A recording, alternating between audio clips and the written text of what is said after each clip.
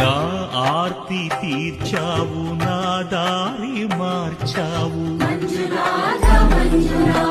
నా అహంకారాన్ని కాల్చి భస్మం చేశావు. నా కంటి దీపమల్లి కనిపించి వెళ్ళావు. సుజ్ఞాన జ్యోతులను వెలిగించి కరుణించావు. దేవుడు జీవుడు ఒక్కడే, ధర్మము మర్మము ఒక్కడే, హరుడొక్కడే. శంకర శంకర హర హర శంకర పుర హర భవ హర శశిధర